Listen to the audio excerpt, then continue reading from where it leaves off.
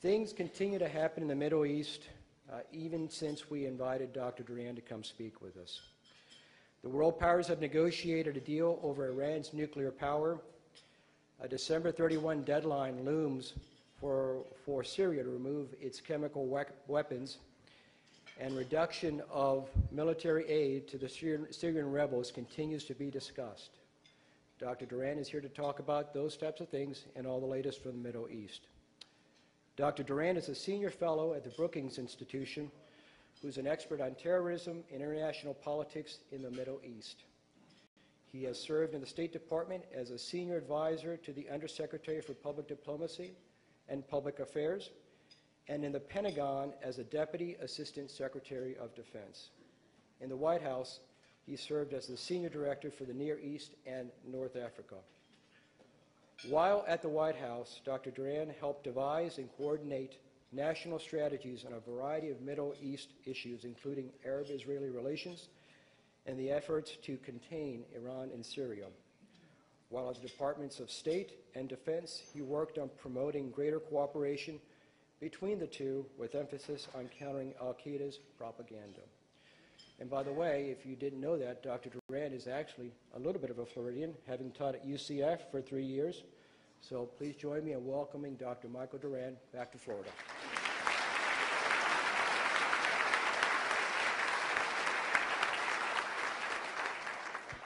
Thanks, Manny. It's a great pleasure to be here. I'd like to thank all of you for having me, and special thanks to Gail Pallison and to Michelle McGovern for helping me out here. It's wonderful to be before such a large and informed crowd, and it's also wonderful to be here in Florida in this weather at this time. It's also not so bad to be at the Breakers. I managed to bring my family down with me, and it's wonderful. I have one complaint, though, because it's given my oldest daughter, who's 14, a very unrealistic impression of the kind of vacations that I can deliver. I can't. It's set a standard that I can never meet again.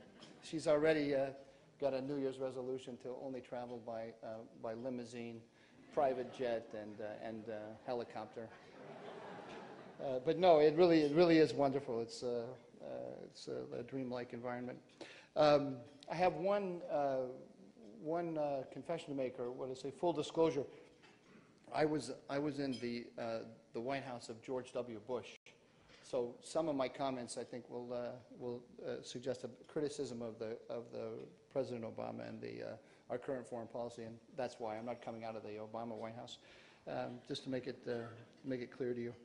I want to make a case today. I want to make an argument, and the argument I want to make is that the Obama administration has made a decision to tilt toward Iran in the Middle East.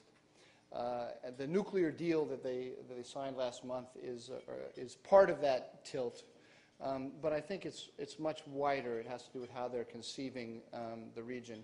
But I have to admit to you right here at the beginning that the evidence for what I'm going to say is a little bit circumstantial. It's not overwhelming.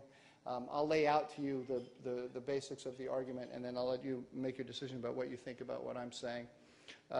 Now, when I say there's a tilt, what am I talking about? I think a great place to start is in the region itself and the kind of conflict that we've got going on there. And a good way to think about the divisions in the region today is to think about a horizontal axis and a vertical axis, because we've got two alliance systems or two loose you never really have alliances in the Middle East. You have loose networks of states that cooperate with each other. So we have two networks that are fighting against each other, and I would say it's the horizontal and the vertical. The horizontal is the Iranian alliance system, and that's Iran, increasingly Maliki's Iraq, Assad's Syria, and Hezbollah. Up until recently, it also included the horizontal axis also included Hamas, but Hamas has become a bit more of a free radical, although it still has ties to strong ties to the horizontal axis. The vertical axis you can think of as led by Saudi Arabia, and that includes Saudi Arabia, the other small Sunni Gulf states, Jordan, and Turkey. And the two come together in severe conflict in Syria. Syria is the intersection between the two. The horizontal axis wants to keep Assad in power, and they're doing everything they can with the support of the Russians to keep Assad in power. And the vertical axis wants to topple him. The Israelis are not part of this alliance system, but their interests are overwhelmingly aligned with the vertical axis. When you talk to the Israeli elite about Syria, the Israeli elite's actually a little bit split on Syria. The question they have is who's a greater threat to Israel, the friends of Iran in Syria or the friends of Saudi Arabia and the Sunni jihadis. One group of Israelis today says actually the situation in Syria right now is the best possible thing for Israel. That Syria is so consumed with its internal conflict that that nobody's thinking about attacking Israel or giving it any trouble. And there's another group that might be a little bit dominant actually, which says no, the greater threat to Israel is those elements that are aligned with Iran, the Assad regime itself and Hezbollah, and therefore Assad should be toppled. The Israelis haven't pushed either one of those positions. Those are differences of opinion that have not been resolved, and they haven't resolved them for two reasons. One, they recognize that Israel doesn't really have the tools to change what's going on in Syria, so they're sort of just watching it and monitoring it closely. And the other thing is that they haven't wanted, particularly those who believe that the enemies of Iran are the problem, they haven't wanted to push it in Washington one way or another because they want to keep the conversation with the United States very clean and focused directly on the Iranian nuclear question, which is by far the major strategic issue for the Israelis. So that's what we've got. My argument here to you today is that the Obama administration has actually tilted toward Iran. When I was in the White House in the Bush administration, we conceived of the United States as the leader of an alliance in the region, and the alliance included. It was basically the United States was the head of the coalition that today comprises the vertical alliance that I mentioned to you, and we saw it as our job to contain Iran and put pressure on it. The Obama administration also had that worldview, I think, for a time, but I think it has shifted. The rhetoric, however, if you look at the rhetoric coming out from officials, including from the president himself, the rhetoric continues to pay deference to the notion of a kind of full-court press against Iran throughout the region. I was at the Saban Forum, that's the organization I'm in, the Saban Center at Brookings, and we had last week our forum, which the president came and spoke. And the president, and as well as other officials from the administration, talked about countering Iran throughout the region. That's part of the old rhetoric, and you can look, there are lots of policies we have in place that are consistent with the idea of countering Iran throughout the region. But when you look closely at what we're doing, particularly in Syria, which is where it matters the most, where the United States is really not working to counter Iran. Increasingly, I think the concern in the administration is the rise of al-Qaeda in Syria, and I think the administration has made a very clear determination that al-Qaeda is the major threat in Syria and not the friends of Iran, as we previously thought, and as the members of the vertical alliance believe. Now, as I say, the evidence for this is a little bit circumstantial. It's what we actually do rather than what we say, what the government does rather than what it says. Because the government does say, for instance, that it is supporting the opposition in Syria. But when you talk to people from the opposition or to the Saudis, you'll see that there's a continuous complaint based on, I think, a lot of fact that the United States isn't really doing much to support the opposition. We have rhetorical support that isn't really backed up by any kind of serious program to arm the opposition and give it the ability to change the balance on the ground, which is what really mattered. And you may have seen in the headlines today that Prince Turki Al Faisal, the Saudi prince, complained yet again. This is a constant now in the media of Saudi official and semi-official complaints about the failure to really come to the aid of the Syrian opposition. And the chemical weapons deal that we made is universally, with the Assad regime, I'm sure you're all familiar with that, it is universally recognized throughout the region as a pro-Assad tilt by the United States. The administration is selling it as we used a credible threat of force. We used a credible threat of force to compel Assad to give up his chemical weapons, which has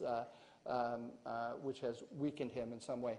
But that's not what he's saying, and it's not what either his allies or our allies in the region are saying, because we have effectively become his partner in the dismantling of his weaponry, and we have in effect assumed that he is going to remain in power. Now, next month in Geneva, there is going to be a conference, or there will likely be a conference, at least it's been announced, on the future of Syria. Our position, the U.S. position on the future of Syria has been that Assad should step aside, that there should be a transition government set up, and elections held in 2014. Increasingly, it looks like the administration is thinking in terms of Assad actually staying. Now, that's just kind of bowing to reality, because it's clear that nobody has the power to actually topple him. But nobody from the administration has come out and said Assad should stay. But people who are close to the administrations, like former Ambassador Ryan Crocker, are coming out and saying just that. There are lots of people who have close ties to the Obama administration and can, I think legitimately be considered proxies of the administration, are saying it's better for the United States if Assad stays rather than if he goes. So the picture that you get when looking at Syria is that the United States is increasingly talking about the al-Qaeda threat. The United States has carried out a series of policies that have the effect on the ground of strengthening Assad with respect to the opposition, and people close to the administration are talking in those terms. One of the things you never hear from the administration is a concern over the Iranian role in Syria. The Iranians have forces on the ground in Syria themselves. They are training the Assad's militia, training and equipping, and no doubt providing financial support to Assad. They're also taking Shiites from Iraq and from Afghanistan, taking them to Iran, training them, and then deploying them in Syria. So we have a kind of Iraqi Hezbollah that is developing. That is a militia, technically an Iraqi militia, but with very, very close ties to the Quds force of the Revolutionary Guards in Iran that is being developed and getting experience on the ground in Syria. And you hear nary a word from Washington about this development, while you do hear lots of concerns expressed about al-Qaeda in Iran. And just one more word about Syria there. You also hear increasingly, not from the administration itself, but from people who are close to the administration, the notion that Iran has a role to play in cooperating with the United States against al-Qaeda in the region. And by extension, that would also mean Iran's allies, Assad.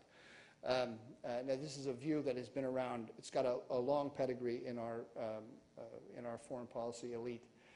The notion that there's some kind of formula that we can come up with that will allow us to cooperate, or at least come to a strategic accommodation with the Iranians. And John Kerry, in an interview with the BBC just a few weeks ago, actually talked about the possibility of bringing Iran into what he called the regional security architecture. He did not define exactly what he meant, but I suppose that I'm assuming that it means something like something like that. So that's the that's the picture in Syria. Let me now move to the nuclear deal. I'm among those who believes that the nuclear deal was not a very good deal, because as I see it, we gave up tangible, irreversible. We made tangible and irreversible concessions to Iran in return for concessions that are very easily reversible. What we have basically done is we have said, you are now at first and goal with respect to your nuclear program. You know, you're basically one play away from developing a nuclear breakout potential. We'd like you to stay at first and goal, and in return for staying at first and goal, we will make a number of concessions. The basic, most important concession that we made is that we recognized, in effect, their right to enrich uranium, their right to a complete fuel cycle. We have 6 United Nations Security Council resolutions that call for Iran to have no right to enrich. And we basically as I see it, we basically shredded those. Now, when you say that to the administration, they immediately counter that that isn't true.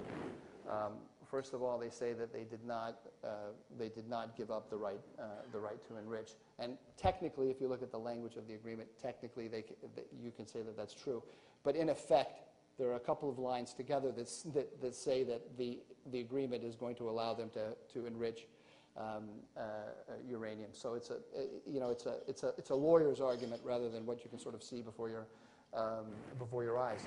They also say that the agreement is only temporary, the nuclear agreement, so that if the Iranians do not comply, then we can very easily ratchet up the pressure again, ratchet up the sanctions, and reverse all of the concessions that we have made. I'm very dubious about this. At the Savant Forum, the president was asked, would you, in extremis, if the Iranians don't abide by the agreement, would you attack Iran, or would you consider military force? And he said, not in these words, basically, yes, of course I would. Of course I would consider force, because it's my policy to prevent them from getting a nuclear weapon. But I don't think that that's the way the question is actually going to appear before the president. The agreement, think of it this way. The time frame of the agreement is incredibly fuzzy. If you look at the fine print on it, it says that it is valid for 6 months, and it can be renewed for another 6 months, or for 6 months beyond that, by mutual consent. That's what it says at the beginning. And then at the end it says, we aim to have a comprehensive agreement within 1 year. So they're not aiming to have a comprehensive agreement within 6 months. They're already thinking in terms of renewing it at 6 months for another 6 months. So the question isn't if Iran gets a bomb, or is on the verge of getting a bomb, are you going to attack? The question is, President Obama, when 6 months is up and you have not reached an agreement with Iran that is acceptable to both sides, will you renew the agreement or not? And I think the answer is, obviously, he'll renew it, or he will work hard. Work hard to renew it. And when the second 6 months is up, and the same question is posed to him, will you renew it or not? He will renew it again, unless the Iranians, announce that they're going for a bomb and provoke him in a way that he can't possibly justify a 6-month renewal. What we're going to have is a perpetual negotiation, and we're going to continue. We bought, with these concessions that we made, for this first 6 months, which, as I said, included shredding 6 Security Council resolutions, but they also included sanctions relief for the Iranians. We're going to, at the next 6-month increment, we're going to buy the donkey again, and we're going to buy 6 more months, and then after that, we're going to buy it again. And so every 6 months, we're going to buy this donkey over and over again, unless something intervenes to stop it. And what you find in the Middle East is that there's nothing more permanent than the temporary. Uh, and so this temporary agreement, it seems to me, in all likelihood, is going to become a permanent agreement. Now, I could lay out for you, maybe in the question and answer, we could talk more about it. I think there are other scenarios. That is not the only possible way that this thing is going to unfold. But it is, if I had to bet, I would bet that this temporary agreement is going to become permanent, which means we have basically blessed them with a breakout potential, because they will fill out some of the gaps in their program that is acceptable within the limits that they have, with the self-imposed limits that they have adopted, and they will then have a permanent breakout potential. Now, if I go back to the horizontal and vertical alliance, the Saudis and the Israelis and the other Gulf states and the Turks, they are reading the body language of the United States as much as they are the words that are coming out of Washington. In fact, I would say they are reading the body language more than the words, and they see the tilt. They see the tilt on the nuclear question. They see the tilt with respect to Iran's regional role that it's playing in Syria. They also see the climate change. I mean, there is this agreement in Geneva was announced with tremendous fanfare, especially coming on the heels of the UN General Assembly meeting where the president spoke on the phone to President Rouhani. There's Rouhani fever, and there's a great suggestion that the political climate in Tehran has completely changed, and that we are on the cusp of some kind of historic understanding with Iran. I suspect that the White House believes that we are on the cusp of a historic change with Iran. I personally am very skeptical. I think that the possibility of coming to any kind of comprehensive accommodation with them is extremely small. I want to stress it's not impossible. It is not impossible. There are political changes in Iran that are significant. They are hurting from the sanctions. They are split, as the administration says, between moderates and hardliners, and the moderates have a voice in affairs that we haven't seen for some time. All of this is absolutely true. I'm just very much aware of the fact that in the end, it's a dictatorship. In the end, the supreme leader, Ali Khamenei, makes the final decision. And the guy that is probably closest to him is the head of the Quds Force, that is the expeditionary force that they have that is carrying out acts of subversion and terrorism across the Middle East, Qasem Soleimani. And I'm always asking myself, are the steps that we're taking going to convince Ali Khamenei and Qasem Soleimani that they should cut a deal with the United States? And I think if you look at the world through their eyes, what you see is the United States pulling back from the Middle East, not enforcing red lines, not forcing them to make concessions, but opening up paths and opportunities for them to continue doing what they've always been doing while we call it something new. That's how it looks to me. I could be wrong, and I say that with all seriousness. This is one of those. In all sincerity, this is one of those cases where the evidence is not overwhelming on one side or another. But I just say it on the basis of some experiences that I have had, both in following the Middle East and in working in the White House. And I have noticed there is this deep desire among our foreign policy elite for a strategic accommodation with Iran.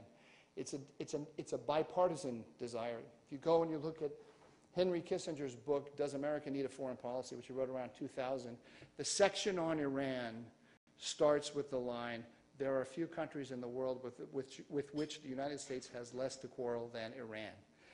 This is something that Republicans believe, and it's something that Democrats believe, and we have been looking for the magic formula to come to an agreement with these guys. The belief that an agreement can be reached is based on the assumption that Iran is basically a defensive power, and it is a nation-state carrying out a traditional nation-state foreign policy, and that if we show them that we are not dead set on toppling them, then we can find areas of agreement and areas of disagreement. We can reassure them that we're not out to get them no matter what, and we can come to an agreement.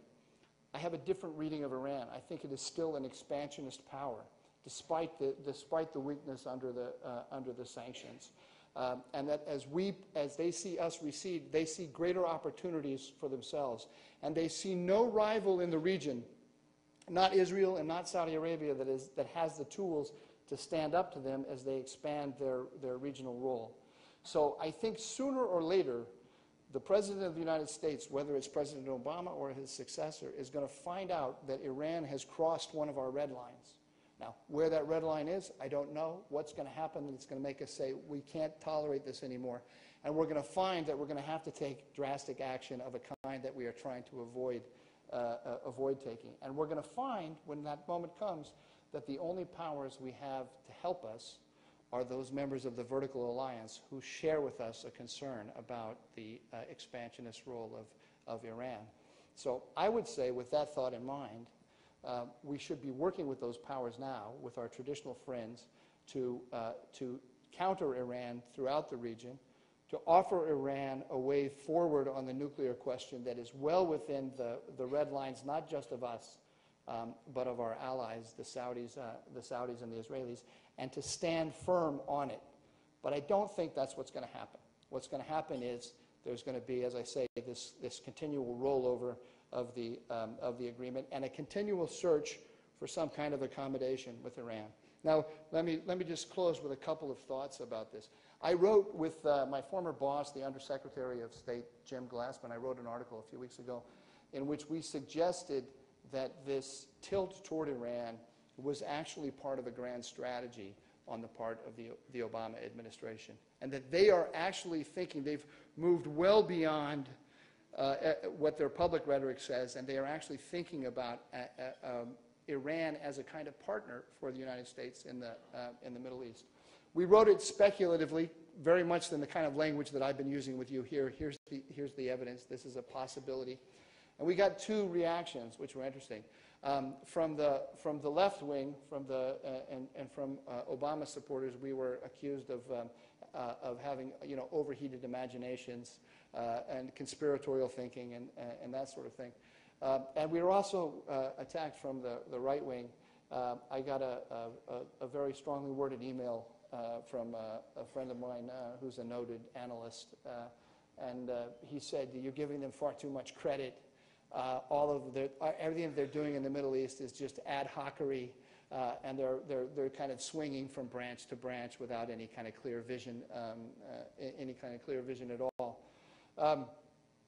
I think in a sense, it doesn't matter whether they actually have a strategic conception or they're just flying by the seat of their pants, because it doesn't matter in this sense, that the effect is the same anyway. Even if in their own minds their Syria policy, where they have basically given Iran a pass, is completely based on thinking about Syria only and thinking about Al-Qaeda, and has nothing to, they haven't put it in a larger Iran frame.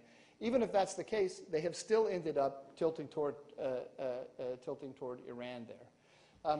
If I had to say exactly what I think it's not so much a strategic plan and a desire to really have an agreement with Iran about the whole region, but they have a kind of a notion of where they want to go, and I would describe this as a concert system. The single most important decision that the Obama administration made was to pull back from the Middle East. They decided that the United States, and this is their phrase, is overinvested in the Middle East. That was a phrase used by Tom Donilon, the former national security advisor, when he left the administration on the Fareed Zakaria show. He said, we ran a process, we looked at it, and we decided that we were overinvested, and therefore we decided to rebalance to Asia. You remember they first announced that policy as a pivot to Asia. And then all of our Middle Eastern allies said, "What? A pivot is from one place to another place. So you're getting up, you're pulling anchor and leaving the Middle East." And we said, no, no, no, no, no. We're just rebalancing. We're still here. We're going to protect you, and so on. But clearly, the body language was clear. Once they made that decision, that then led to the decision to under no circumstances, get directly involved in Syria. And what they hope to have is to create a situation where stable states, including Russia and including Iran, but also China, Europe, the United States, or the European Union, can work together to contain the worst pathologies of the Middle East. And in that sense, then, the Syria chemical weapons deal is, I think, the model that the administration has for dealing with the whole region. We don't love Putin. He's not a wonderful guy. He doesn't always have our interests in mind. But as the President said, it's no longer a Cold War. We do have a lot of shared interests. And if we can find the right formula, then we can all work together to create a much more stable order in the Middle East that will allow the United States to pull back from it and recede. That's the vision that I think they have in their mind. As I say, the jury's out. You can argue it in different ways. And with that, I'll stop and open it up to questions.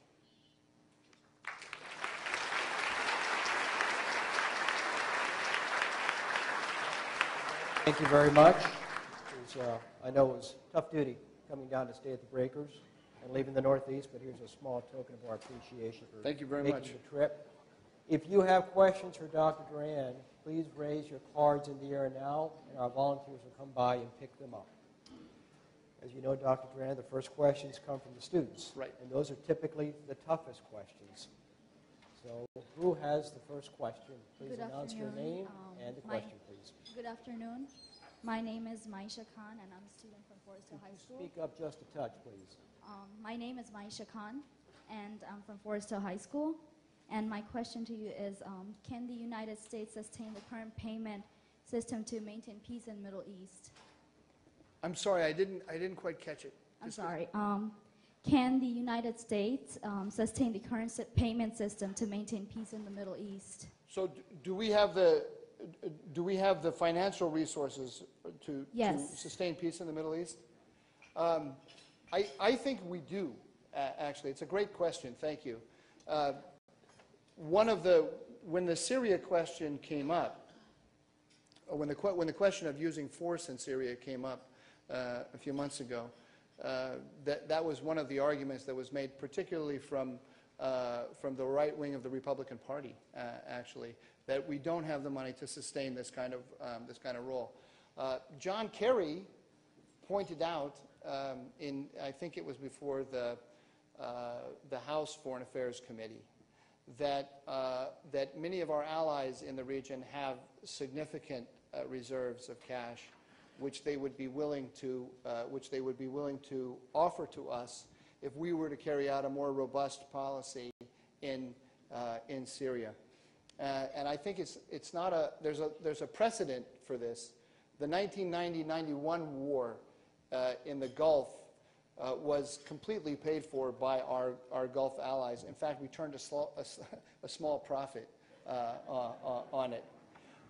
So I do think that if we were interested in a more robust policy, there are resources available for it. And I would just say one other thing that I'm concerned about.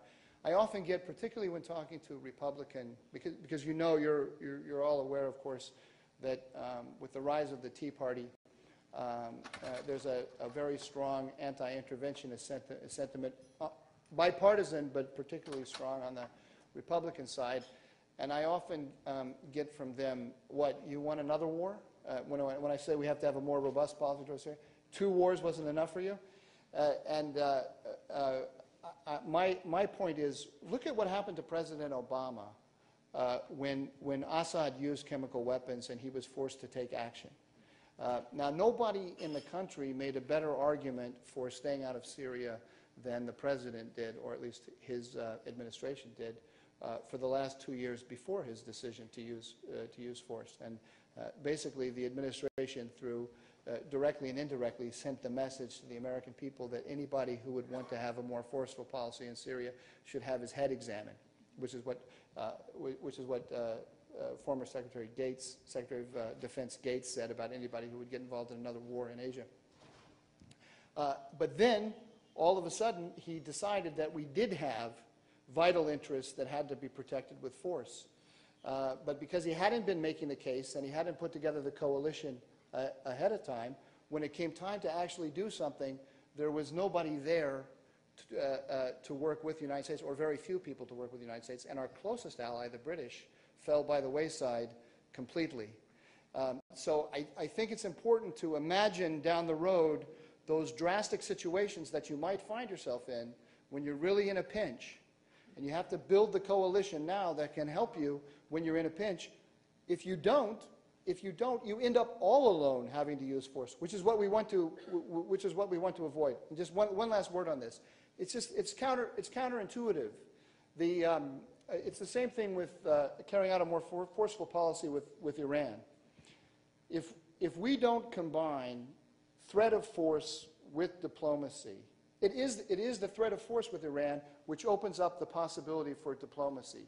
If we send a clear signal to the Iranians and to the Syrians that we're never, ever going to use force and we're unwilling to, then they know they can get away with whatever they want to do. And that leaves us with the only option of using force. That's why I think we ought to be thinking about more muscular and more robust approaches, not in order to actually go to war, but to avoid going to war. Thank you. Very good question. Thank you. Do we have a second question from the students? Please state your name and the question, please. Good afternoon. My name is Jessica St. Jean, and I am from the Palm Beach Central High School debate team. After 9/11, you wrote a widely quoted article called Somebody Else's Civil War, where you stated that Osama bin Laden's goal was not so much an attack on the U.S., but an attempt to topple Muslim governments allied with the U.S. These attacks brought about a massive restructuring of our government and culture. Billions of dollars were spent to combat terrorism. As whistleblower Edward Snowden revealed, the NSA has been gathering our cell phone calls and internet data on an unbelievable scale. The federal government has claimed to have foiled 54 terrorist plots, claimed to have also been widely refuted. Has Osama bin Laden already won? Hasn't he divided us into a government that spies on its own citizens? Is this our own civil war? That's a very good question. We warned you that they would be tough questions. That's a great question. Let me just start by telling you, I have to admit my own bias. The NSA is my absolute favorite intelligence organization. I say that with only a little bit of irony.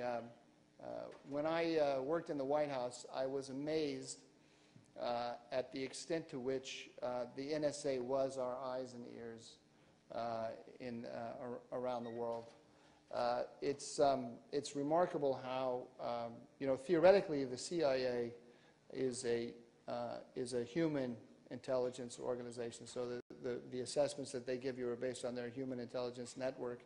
But if you look closely at the products that senior leaders get from the CIA is very reluctant to ever make any kind of determination about anything unless it's backed up by information from the NSA.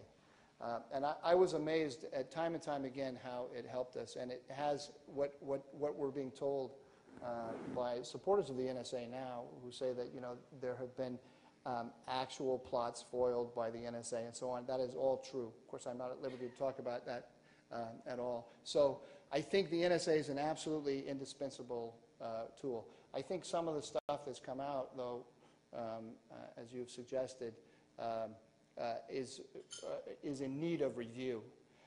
And that how we are going to manage this tool and how we are going to keep from using it when it doesn't need to be used is a very serious question for our democracy. I don't pretend to have the answers about how to do that. I would just say that I'm a little concerned about throwing the baby out with the bathwater, because what we have, because the NSA is a fabulous organization that does work that I think if everybody knew the full details would agree that it is incredibly important to have. With regard to Osama bin Laden, I think that he hasn't succeeded, no, but we can do a better job. We still haven't quite figured out the Middle East puzzle. And I think I'm a little concerned about the notion that we can just, as I said, pick up anchor and leave. Because the region, I don't believe, is going to let us do that. And the 9/11 remains the greatest example of that. They came seeking a conflict with us in order to get reactions from us that would benefit them over there.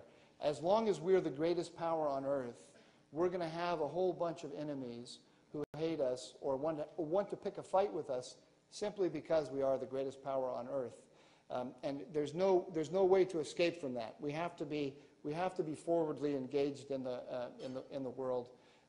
We can do it better, but I think we should avoid the notion that we can sort of run away from these conflicts. Great question. Thank you very much. Got a lot of great questions from the audience. Let's start out with this one. It appears that regime change is a major problem in the Middle East. Have we just not supported the right guys, or are we challenged by not being able to find viable alternatives? My answer is both. Look, there's no... The Middle East is going through an historical crisis. I mean, it's a crisis that is going to last many, many decades. You know, if not another century. There is no formula that will create peace in the Middle East. I think that's the basic thing that we have to understand. That to be the dominant power in the Middle East, as we are, means to be in conflict. I don't see any escape from that. So the question is, can we manage the conflict better or worse? And I think we can. Where I came down in the talk that I just gave to you is that I think that we have to see ourselves as the leader of a coalition in the region, and we have to see Iran as the dominant threat. Now, what happens with Middle East experts when you talk to them, or when I argue with them, and I say, look at Syria, Iran is our dominant threat, and we should read the Syria situation with respect to Iran. Their answer is always, but Iran is not driving events in Syria. There's a lot of other things going on there. And they're absolutely correct in saying that. And that's the problem that you have in the Middle East, is that unlike, say, in East Asia, the allies of the United States and the enemies of the United States, they are very easy to define from moment one. They have been defined as such since the beginning of the Cold War or shortly thereafter, and nobody on the ground in East Asia and nobody in the White House has any doubt about that. That's not the picture that the Middle East presents in Washington. I can guarantee you, I don't know this for a fact, but I've been around a bit, and I know what the Iranians were saying to us when I was in the White House. Zarif, the foreign minister of Iran, and Rouhani, when they are sitting alone with American diplomats, they're saying, you and us, we can do this, we can cut a deal, we can be friends, we don't have to be historic enemies, and so on.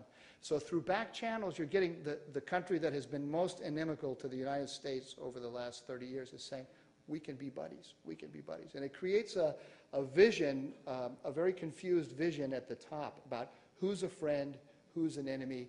It creates the notion that, maybe if we just force some of our friends, the Saudis, the Israelis, to make some greater concessions, then we can win over our enemies as friends. And it creates a very, very, a field of complete gray out there in the Middle East. Unlike other regions of the world, the Middle East has to be conceived by the leaders. It's an intellectual effort. You have to decide what does the region look like to you. For me, the most sensible thing to do is to say that the power with the greatest capability to damage the United States, that has historically been working to damage the United States and the allies of the United States, should be considered the enemy. It doesn't mean that we have to see it as an absolute zero-sum game and go after them with everything we've got at every moment. But that should always be the beginning of our analysis. It struck me, when I first came to the White House from academia, and I naively believed that because I was an academic expert, I actually knew something about American foreign policy in the Middle East. And then I got to the White House and I found out that the skill sets were not really as compatible as I thought. And the greatest wake-up call I got, I actually ran a process to put together our Iran policy when I was in the White House. And this is, when you're in the White House, you coordinate the CIA, the State Department, and the Defense Department. So I ran this process, and it was a multi-month process, bringing in all the experts from all the different agencies, and we put together this unbelievably beautiful Iran strategy, which I hope, someday, I hope that when the archives open up 30 years from now, some enterprising graduate student does a PhD on that beautiful strategy. Unfortunately, I do feel a little bit sorry for them because the beautiful document that I produced had absolutely nothing to do with the policy that we actually carried on after that. And it never ceased to amaze me how, when I talked to representatives from the different agencies, how little their concept of what our Iran policy was had to do with the document that I produced. And the greatest example I had of that, or the greatest example of that phenomenon, is when I went down once to MacDill Air Force Base, where we've got CENTCOM and SOCOM, so Special Operations Command and Central Command, both of them on the same Air Force base, both of them within the same organization, Department of Defense, and SOCOM's understanding of our Iran strategy and CENTCOM's understanding of our Iran strategy were totally, totally different. And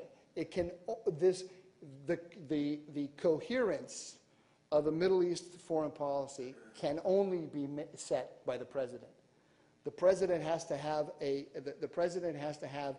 very clear vision of what he thinks Middle East policy is, and he has to personally work to ensure that all the different agencies are on the same page. If he doesn't do that, they all go off in different directions. And I would say right now, I don't think that anybody can tell us where the Obama administration thinks it is going. I mean, I gave you my case here, but I don't think it's clear at all. Another great question from the audience. How many countries in the Middle East have nuclear capability or power? Nuclear weapons capability in the Middle East, that would be Israel is the only one, and the Iranians are a threshold power. Is there anyone else that is coming up close? Well, one of the concerns, one of the reasons that we do not want Iran to become a nuclear power or a nuclear capable power is because of the proliferation threat. It's widely believed in the intelligence community that Saudi Arabia has a bomb in escrow in Pakistan, and that the day after Iran gets a bomb or is believed to have a nuclear weapons capability, the Saudis will have one as well. That used to be, that statement that I just made used to be uncontested. Since Iran has gotten closer to a threshold capability, more and more people are now, supporters of the Obama administration are calling that into question and saying, we're not so sure that that's the case. It's not something that we can verify one way or another, but it's one of those things I would be very concerned about, because we're used to thinking about nuclear weapons in the context of the Cold War, where we had mutual assured destruction between us and the Saudis. The Soviets. A binary system like that is relatively simple, and it's easy to predict how things would happen, how events would unfold if you game them out. Once you have 3 or 4 powers with nuclear weapons, then it gets a lot harder to understand how the dynamics might unfold, and it seems to me to be much more dangerous. How has U.S. diplomacy in the Middle East changed since the Eisenhower era? So that's an easy question. How has U.S. diplomacy in the Middle East changed since the Eisenhower era? It's the big change is the big change is the end of the Cold War, because that has called into question the vision that I was presenting to you, which is the United States should see itself as the leader of a coalition against a rival coalition. That concept made total sense during the Cold War because we had a near-peer competitor out there, the Soviet Union, and we saw the direct threat to us. Once you get rid of the near-peer competitor, then it becomes a lot harder to say, well, why does this game in the region matter to us, and why should we play it like that anymore? Can't we create a balance? Do we really have to consider ourselves as the head of a coalition? The other thing that's happened now, which I think is very significant, is the development of our energy self-sufficiency here in the United States.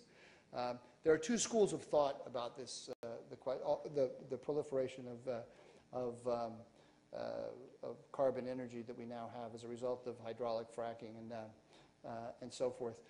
One school of thought says, with respect to the Middle East, it doesn't really matter because oil is fungible, and if the price of oil goes up in one part of the world, then it's going to go up here at home as well. So the Saudis and the Indians, the Chinese and the Indians and others. I don't know why I keep saying Saudi Arabia when I mean other countries.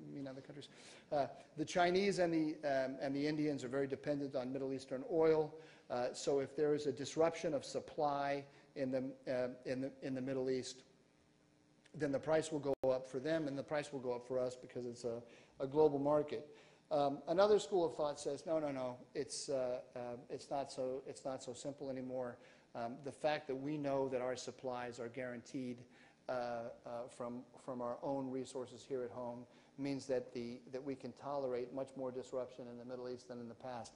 I have to admit, I think that I'm in the latter category. I do believe that the Middle East is just not as important as it was during the Cold War. It doesn't mean it's not important, but it's not as important as it was. I mean, during the Cold War, if you think, especially the height of the Cold War, say in the Eisenhower administration, the number one strategic priority of the Eisenhower administration was to rebuild Europe.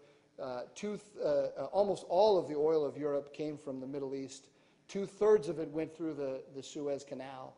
The fear was that the Soviet Union would get an ally in the Middle East that would be capable of disrupting the flow of oil to Europe and would hold the development of the European economy hostage. And that would have a tremendous tremendous strategic damage to the United States. You can't, in today's world, you can't imagine any kind of scenario like that is so perilous to our basic foreign policy. So even if the other side is right, the side that's saying that oil is fungible and the increase in price anywhere is going to raise the price in the United States, we deal with price fluctuations all the time. So it's not as immediately threatening to us. A couple more questions, Dr. Doran. Many of us had not heard of Al-Qaeda until 9/11. What are the groups that are out there right now that people have not heard about that we should be concerned about? I think there are two, basically. Not so much in terms of groups, but developments that we don't have control over and that could lead to attacks on the United States or its interests. One is the great proliferation of jihadi groups in Syria. I share the Obama administration's concern about this. I just don't see any alternative to combating Sunni jihadism in Syria other than putting together a coalition that will support the non-jihadi or the non-Al-Qaeda opposition to Assad on the ground as an alternative. As long as we pull back and say we're not going to do anything, then we have just created a vacuum into which those groups flow. So those jihadi groups are getting unprecedented experience, battlefield experience, and they are making connections that we don't even understand at this point. So it really is the Afghanistan, the Afghanistan of the 1980s and 90s is Syria today. This is where the threat is incubating. But there's another dimension to it. This is why I think Syria is so important. The other dimension is the Iranian role there, as I alluded to you, that we don't hear about. The Iranians are building on the Hezbollah model other militias that they are going to use to project their power around the region once the Syria thing dies down. There's going to be an Iraqi twin for Lebanese Hezbollah that's going to be under the thumb of the Iranians. And that we haven't heard a word about, and I'm very concerned about it. And final question, and an easy one after these difficult ones. UCF and Baylor in the Fiesta Bowl. Who's your pick? Well, I have to say UCF just because out of loyalty to my. I had a wonderful experience at UCF, and so out of loyalty to them, I have to say UCF. You heard it here first. Let's see if Vegas follows the trend here. Thank you very much, Dr. Doran.